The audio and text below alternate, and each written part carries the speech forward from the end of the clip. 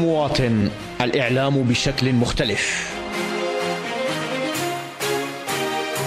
على اليوتيوب والفيسبوك وتويتر وجوجل. المواطن قناة كل الأجيال.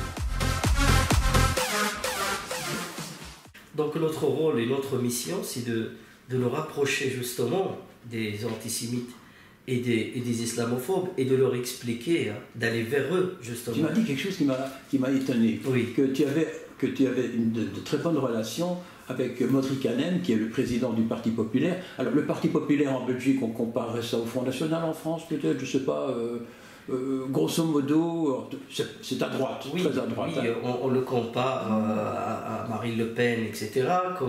Et tu as de très bonnes relations avec lui? J'ai de très bonnes relations avec lui, comme j'ai de très bonnes relations avec la NVA, et comme j'ai de très bonnes relations avec le PS et le MR. Je viens d'expliquer ma vision des choses. Et tu es en mauve, hein, et tout est mauve ici. Tout à fait. Moi, je vois la vie autrement. Il n'y a pas de parti politique. Celui qui est différent de moi, je parle avec lui, je mange avec lui, je discute avec lui.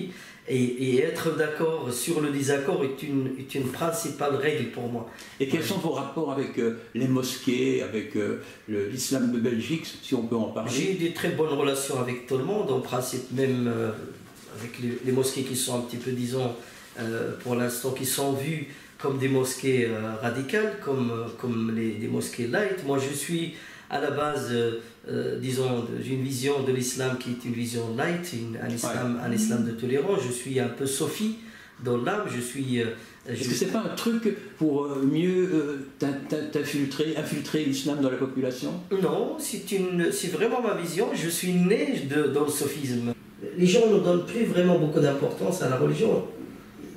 Tu sais, le problème ici de la religion, c'est à partir des années 60, l'immigration arrive ici, surtout l'immigration marocaine, algérienne, etc.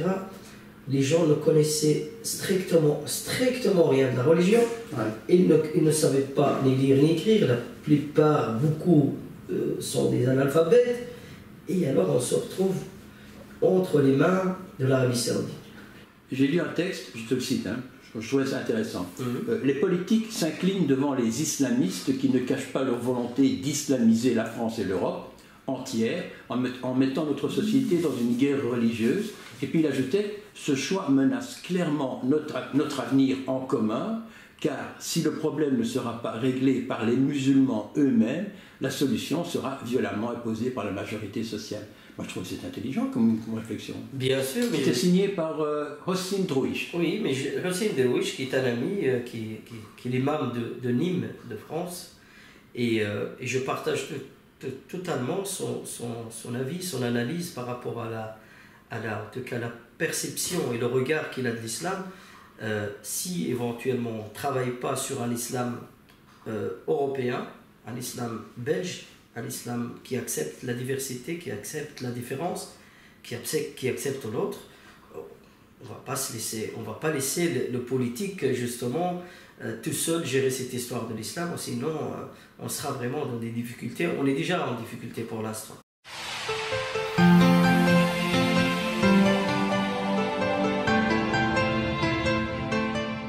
Malakoum, je m'appelle Michael Berger, voilà, je suis converti depuis 5 ans à l'islam.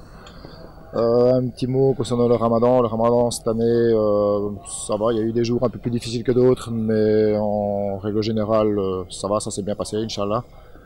Voilà, aujourd'hui c'est un jour de fête, c'est l'Aïd, c'est la fin du ramadan. Voilà, ici ça va être la prière maintenant, Inch'Allah, et puis après ça on va se retrouver en famille, faire iftar à la maison. Question caricaturale, je le dis tout de suite. Oui. Que penses-tu du voile? Le voile, pour moi, ça ne me dérange pas. Ma femme, elle est voilée.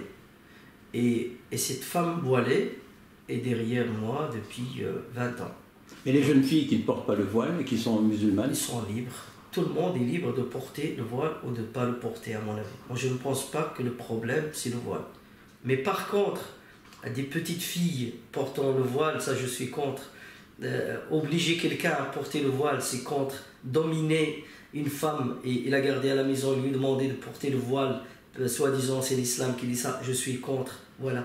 Mais la liberté de porter ou de ne pas porter, je suis pour. Qu'est-ce que tu penses des athées? Et alors plus grave peut-être des musulmans qui quittent leur religion pour devenir athée ou passer dans une autre religion. Normalement, dans le Coran, c'est très très mal vu. Mais moi, je suis pour la liberté. Donc, celui qui veut devenir athée, il est athée. Et j'ai beaucoup d'amis athées, je les respecte beaucoup, je les aime. Qu'est-ce que tu penses des Juifs, d'Israël, de Gaza, ou rien? Oui, des Juifs. Moi, je travaille avec les Juifs depuis quelques années. Et d'ailleurs, je suis né dans un quartier au Maroc, à Agadir, où Juifs, musulmans et chrétiens se côtoient. Ils vivent ensemble sans aucun problème. Les femmes cuisinent ensemble.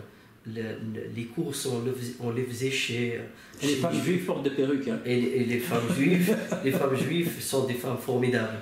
Et en arrivant ici en Belgique, donc j'apprends qu'il y a quelque chose qui s'appelle l'antisémitisme. Ah bon? Donc j'ai appris ça ici en Belgique parce que je n'ai jamais entendu ça au Maroc. Et j'ai commencé à travailler justement sur la lutte contre l'antisémitisme, et je travaille actuellement avec la plupart des organisations juives, le CCOGB, le Centre européen juif, etc.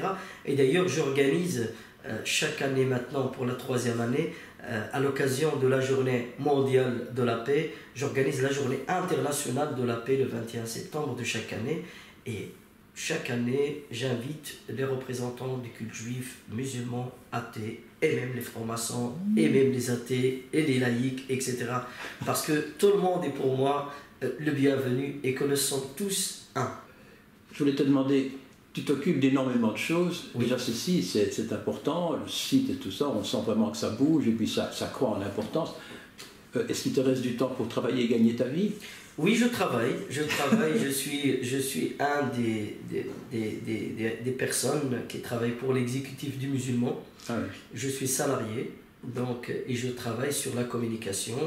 Et le but, l'objectif général, c'est de rapprocher, c'est d'expliquer, et c'est de permettre aux gens vraiment de ne pas avoir des idées ou des fausses idées sur l'islam, et surtout l'islam de paix.